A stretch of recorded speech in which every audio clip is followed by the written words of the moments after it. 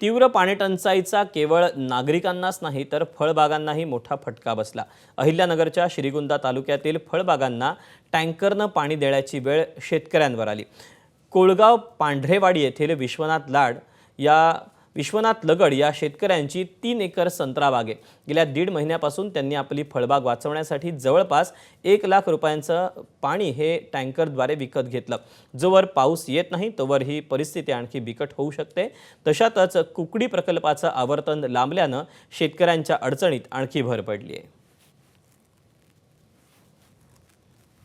गेल्या वर्षीच्या तुलनेत जर पाहिलं तर ह्या वेळेस पाण्याचा तुटवडा आहे, तरी आम्ही 1.5 लाख रुपयाचं 1.5 महिन्यापासून पाणी टँकरने घालीत आहे।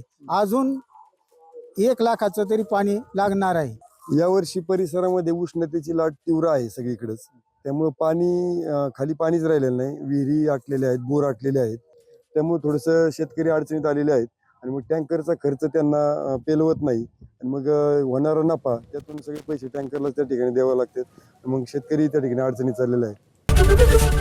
एबीपी माझा, उघडा डोळे बघा नीट।